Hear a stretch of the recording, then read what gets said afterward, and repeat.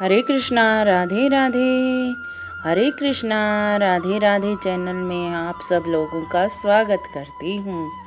आज फिर आ गई हूँ मैं कान्हा जी का चमत्कार लेकर। आपको पता है पितृपक्ष लग रहे हैं, तो पितृपक्ष लग रहे हैं तो कान्हा जी ने स्वयं ही कहा है, जो इन पितृपक्ष में गीता जी के 7वें अध्याय का पाठ करेगा उनके घर में कितना भी पितृदोष हो वो सब समाप्त हो जाएगा।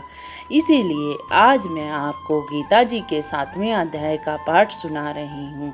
अगर आपको भी अपने पितृदोष से मुक्त होना है तो ये पाठ ज़रूर से भी ज़रूर सुने। अगर नहीं होना तो यहीं पर स्किप करके चले जाएं।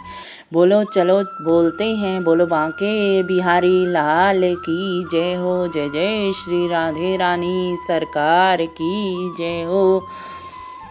7वां अध्याय श्री गीता जी का, श्रीमद् भागवत गीता का 7वां अध्याय।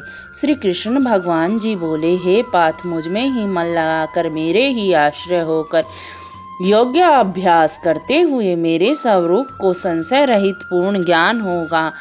सो सुनो, वह पूर्ण ज्ञान मैं तुम्हें सुनाता हूँ, जिसके जानने से तुमको इस लोक में कुछ भी जानना शेष न रहेगा।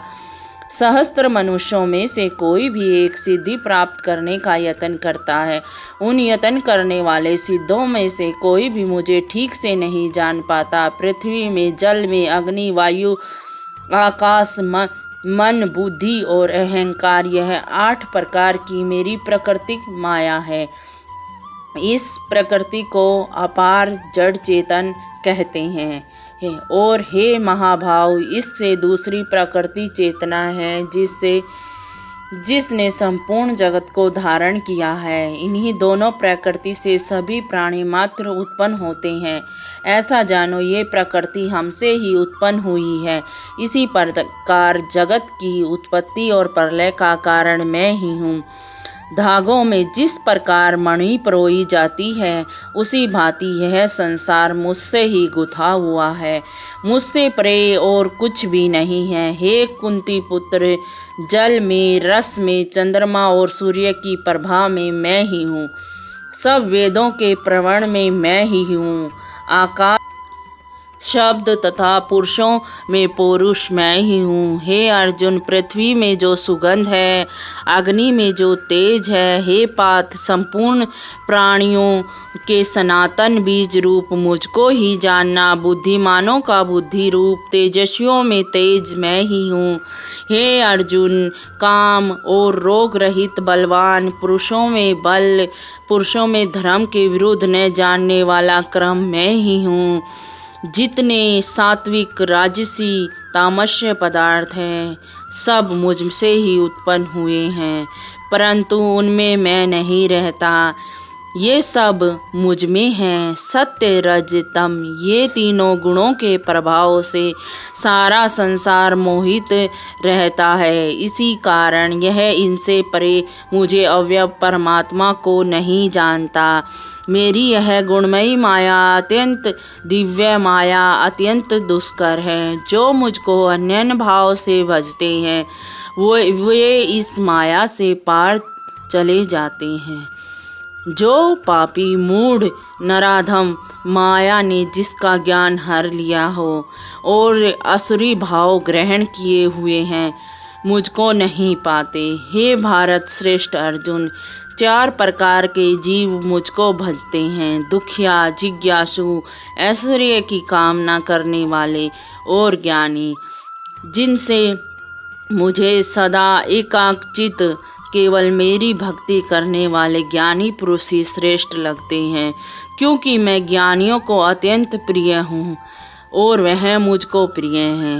यद्यपि ये सभी भक्त श्रेष्ठ हैं, तथापि ज्ञानी तो मेरी आत्मा ही है, क्योंकि वह मुझ में ही मन लगाकर मुझे ही सर्वोत्तम मानकर मेरा ही आश्रय ग्रहण करते हैं। अनेक जन्म के अंतर्ज्ञानी मुझे पा लेते हैं।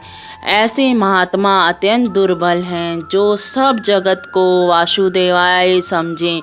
अपनी अपनी प्रकृति के नियमों के अनुसार मनुष्य भिन्न भिन्न काम वासनाओं के अज्ञान में डूबकर उन फलों की चाहना से अन्य देवी देवताओं के अधीन होकर उनकी उपासना करते हैं। हे अर्जुन, जो भक्त श्रद्धा पूर्वक जिन जिन देवताओं का पूजन करना चाहते हैं उन पुरुषों को उनकी श्रद्धा में मैं और भी दृढ़ कर देता हूँ। वह इस श्रद्धा से युक्त होकर उस देवता की आराधना करता है, फिर उसको मेरे ही रचे हुए कर्म का फल प्राप्त होता है। परंतु उन अल्प बुद्धि वाले का फल नाशवान होता है। देवता की आराधना करने वाले देवताओं को मिलते हैं और भक्तजन मुझ में ही मिल जाते हैं। मेरे अव्यय अविनाशी अत्युक्तम स्वरूप को न जानने वाले मंद बुद्धि वाले लोग मुझे अव्यक्त और व्यक्त देहधारी मानते हैं। मैं योग माया से अनाच्छित होने के कारण सबको नहीं दिखता। उसी से मूढ़ लोग अनादि तथा अविनाशी मुझको नहीं जानते। हे अर्जुन, मैं भूत भविष्य और वर्तमान सभी प्राणियों को जानता हूँ, पर मुझे कोई भी नहीं जानता। हे भारत, हे परतंप, इच्छा और द्वेष से उत्पन्न होने वाले सुख दुख आदि द्वंद्वों के मोह से जगत के सभी प्राणी भ्रम में फंस जाते हैं। जिन पुण्य आत्माओं के पाप नष्ट हो गए हों वह पुरुष द्वंद्व मोह से छूटकर दृढ़ निश्चय करके मेरी भक्ति करते हैं। जो मेरा आश्रय लेकर जन्म मरण से के दुखों को दूर करने के अर्थ प्रत्यय करते हैं, वे पुरुष ब्रह्म आत्मज्ञान और संपूर्ण ज्ञान को जानते हैं। जो अधिभूत है, अधिदेव है, अधियज्ञ है, इन सब में व्यापक मुझे जान पाते हैं। वे समाधि श्रेष्ठ पुरुष मरण काल में मुझको जानते हैं। इति श्रीमद् भागवत गीता शुपनिषेध सुब्रह्मा विद्या योगे शास्त्रे श्री कृष्ण अर्जुन संवादते प्रकृति भेद योगो नामे सप्तमो अध्याय समाप्ते। यहीं पर 7वें अध्याय का समापन होता है। अब मैं 7वें अध्याय का महात्म्य आपको सुनाना चाहती हूँ। 7वें अध्याय का महात्म्य सुनो। श्री नारायण जी बोले, हे लक्ष्मी जी, अब 7वें अध्याय का महात्म सुनकर एक पटेल नामक नगर था जिसमें सुकुर्ण वैश्य रहता था। वह व्यापार करने को नगर से बाहर कहीं परदेश में जा रहा था। रास्ते में सुकुर्ण को एक सर्प ने डस लिया जिससे वह मर गया। तब उसके साथी ने दाह क्रिया करने के आगे को सिधारे। जब लौटकर घर आए तब उसके पुत्र ने पूछा, मेरे पिताजी सुकुर्ण कहाँ हैं? तब उन व्यापारियों ने कहा, तेरे पिताजी को सर्प ने डस लिया, सो वह मर गया। यह पदार्थ तेरे पिता का है, सो तू ले ले। पुत्र ने कहा, जिस सर्प ने मेरे पिताजी को काटा है मैं उसको मारूंगा। उन व्यापारियों से कहा, चलो वह उस ठोर को मुझे बताओ जहाँ मेरे पिताजी सुकुर्ण मरा है। व्यापारियों ने वहाँ ले जाकर खड़ा कर दिया। देखा तो वहाँ पर एक वामी थी जिसे कुदेलने व खोदने पर जब छेद बड़ा हुआ तो वहाँ से एक सर्प निकला। सर्प बोला, तू कौन है? मेरा घर क्यों खोद रहा है? तब बालक ने कहा, मैं सुकुर्ण का पुत्र हूँ। जिस सर्प ने मेरे पिता को मारा है मैं उसे मारूंगा। तब सर्प ने कहा, हे पुत्र, मैं तेरा पिता हूँ, तू मुझे मत मार, इस अधम देह से छुड़ा, मुझे मत मारी। यह मेरे पूर्व जन्म का कर्म था, सो मैंने भोगा है।